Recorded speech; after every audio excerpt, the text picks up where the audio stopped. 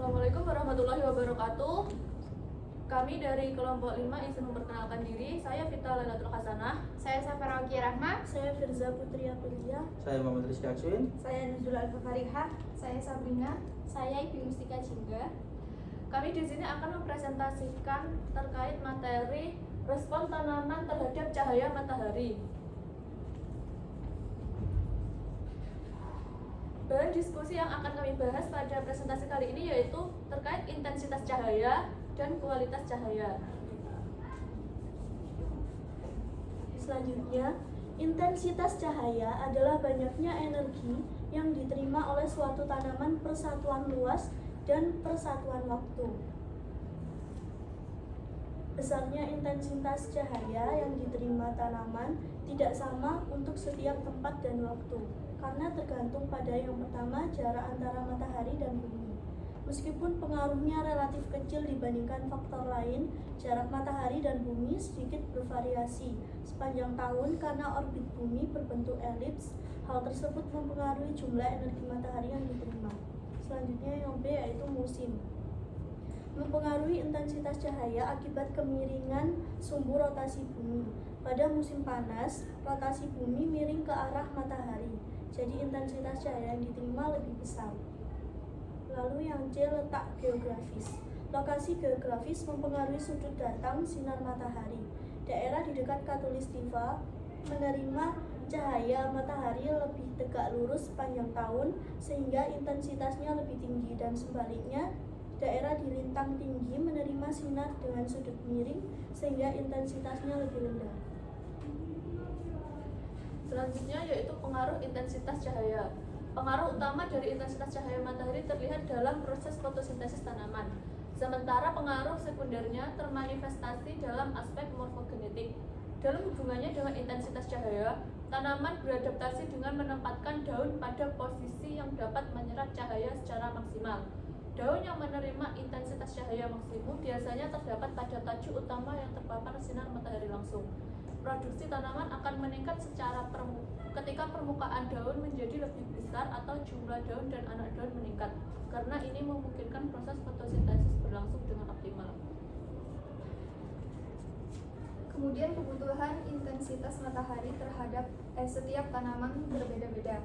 Intensitas cahaya yang rendah dapat menghasilkan daun lebih besar, lebih tipis dengan lapisan epidermis tipis.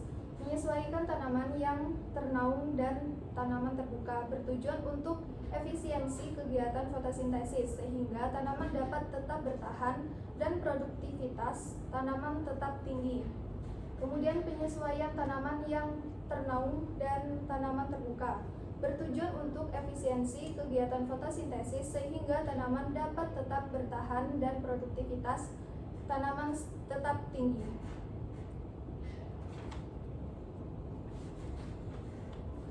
Nah, kemudian ada kualitas cahaya. Di sini dibahas yaitu pertumbuhan tanaman sangat erat kaitannya dengan kualitas cahaya. Meskipun efek khusus kualitas cahaya bervariasi dari spesies tanaman, kualitas cahaya memiliki efek yang sama dan serupa pada sebagian besar tanaman.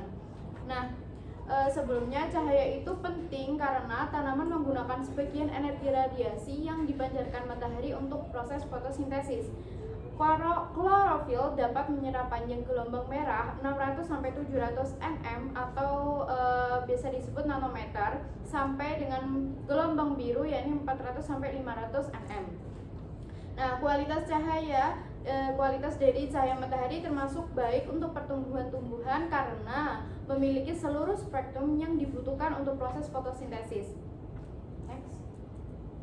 Secara umum, sinar UV dapat melindungi tanaman dari hama dan juga jamur, dan dapat meningkatkan kandungan cannabinoid seperti THC dan CBD dalam ganja. Cahaya biru memiliki efek pada pertumbuhan dan pembuangan tanaman. Jumlah cahaya biru yang sesuai secara khusus meningkatkan kualitas tanaman hijau berdaun. Cahaya merah mendorong tanaman tumbuh lebih tinggi dengan daun yang lebih tipis. Cahaya merah jauh dapat meningkatkan perluasan daun dan memacu pembuangan. Nah, intensitas cahaya yang dibutuhkan oleh tanaman itu sekitar 1000-400 lux. Cara kerja cahaya mempengaruhi pertumbuhan tanaman, seperti sinar matahari yang mengenai daun. Tumbuhan akan diserap oleh klorofil atau pigmen hijau daun dan berubah menjadi glukosa dari oksigen. Selanjutnya akan dijelaskan oleh teman saya. Selanjutnya yaitu cahaya biru. Cahaya biru mendorong fotosintesis dengan mendorong pembukaan stomata dan membiarkan lebih banyak karbon dioksida masuk ke daun.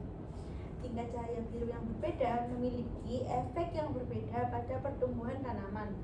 Intensitas cahaya biru yang tinggi menghambat efek fitokrom dan perluasan sel. Akibatnya, pertumbuhan daun dan peregangan batang akan terhambat. Namun, kekurangan cahaya biru akan mengurangi rasio akar pucuk sekaligus meningkatkan rasio luas daun. Cahaya biru mendorong tanaman untuk bertunas dengan mengembangkan akar. Akibatnya, cahaya biru bermanfaat untuk tahap penyemaian dan vegetatif untuk mencapai akar dan batang yang kuat. Selanjutnya yaitu cahaya merah. Cahaya merah menempati puncak penyerapan klorofil dan menjadi gelombang cahaya yang paling efektif untuk fotosintesis. Cahaya merah mendorong pertumbuhan batang dan daun, terutama untuk tahap vegetatif. Tanaman akan tumbuh dengan morfologi yang tidak diinginkan, tinggi dengan daun tipis di bawah cahaya merah sekali pakai. Oleh karena itu, kombinasi cahaya biru dan cahaya merah sangat penting untuk pertumbuhan tanaman. Penambahan cahaya biru yang tepat menyeimbangkan kualitas cahaya dan berkontribusi pada struktur tanaman yang lebih kompak dengan daun yang lebih tebal. Lampu LED buatan untuk tumbuh dengan spektrum penuh dapat membantu tanaman tumbuh dalam bentuk yang lebih sehat. Selanjutnya adalah tahapan pertumbuhan.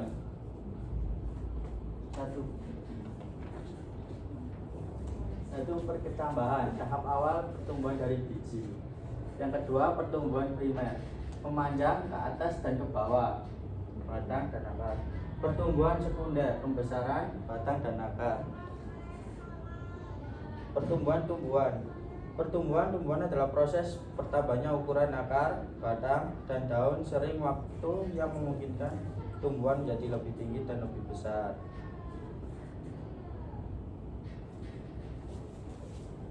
Baik, sekian dari kami presentasinya. Selanjutnya kami akan menjawab beberapa pertanyaan dari kelompok lain yang telah kami tampung sebelumnya. Baik, pertanyaan dari kelompok 1. Bagaimana tanaman dapat beradaptasi secara morfogenetik untuk memaksimalkan penerapan cahaya dalam kondisi intensitas cahaya yang berbeda? Jawabannya, tanaman beradaptasi dengan mengubah posisi dan ukuran daun untuk meningkatkan penyerapan cahaya. Dalam kondisi cahaya rendah, tanaman cenderung menghasilkan daun yang lebih besar dan lebar untuk menangkap lebih banyak cahaya. Sebaliknya, pada intensitas cahaya tinggi, tanaman dapat mengurangi ukuran daun atau mengubah orientasi daun agar tidak terlalu terpapar sinar matahari langsung, mencegah kerusakan pada pigmen fotosintesis dan struktur sel. Adaptasi ini penting untuk menjaga efisiensi fotosintesis dan pertumbuhan optimal. Selanjutnya, pertanyaan dari kelompok 2. Mengapa cahaya merah dapat menyebabkan tanaman tumbuh lebih tinggi dengan daun yang lebih tipis? Jawabannya, cahaya merah memiliki panjang gelombang yang lebih panjang dan mampu menembus lapisan atmosfer dengan lebih baik. Ketika tanaman terpapar cahaya merah dalam jumlah besar, mereka cenderung mengalami etiolation, yaitu proses di mana tanaman tumbuh lebih tinggi dengan daun yang lebih tipis dan panjang. Ini adalah respon adaptif untuk mencari sumber cahaya yang lebih baik. Namun, jika tidak diimbangi dengan cahaya biru atau cahaya lainnya, pertumbuhan ini dapat mengakibatkan tanaman menjadi lemah dan rentan terhadap kerusakan. Selanjutnya, pertanyaan dari kelompok 3.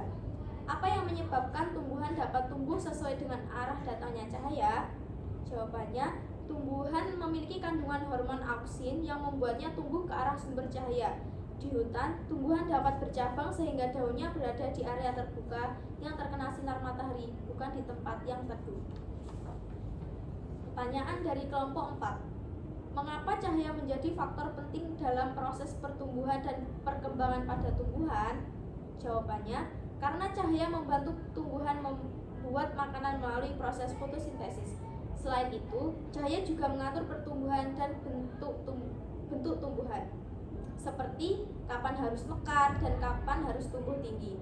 Jadi, bisa dikatakan cahaya matahari menjadi sumber energi utama bagi kehidupan dan perkembangan tumbuhan. Pertanyaan terakhir dari kelompok 6. Bagaimana hubungan antara perubahan jarak lampu dan dari tumbuhan dan perubahan intensitas cahaya yang diterima tumbuhan pada laju fotosintesis? Jawabannya, semakin jauh jarak lampu dari tumbuhan, maka intensitas cahaya yang diterima tumbuhan akan semakin kecil. Hal ini akan berdampak pada laju fotosintesis tumbuhan, yaitu semakin kecil jarak lampu, maka laju fotosintesis akan semakin tinggi. Intensitas cahaya yang tepat sangat penting untuk proses fotosintesis. Jika intensitas cahaya terlalu rendah, laju fotosintesis akan menurun karena kekurangan energi. Sebaliknya, jika intensitas cahaya terlalu tinggi, fotosintesis juga dapat terganggu karena terlalu banyak energi yang diterima. Tanaman yang mendapatkan cahaya berlebih akan mengakibatkan klorofil sedikit dan hasil fotosintesis akan rendah. Baik, sekian presentasi dari kelompok 5. Apabila ada salah kata kami mohon maaf. Wassalamualaikum warahmatullahi wabarakatuh. Waalaikumsalam.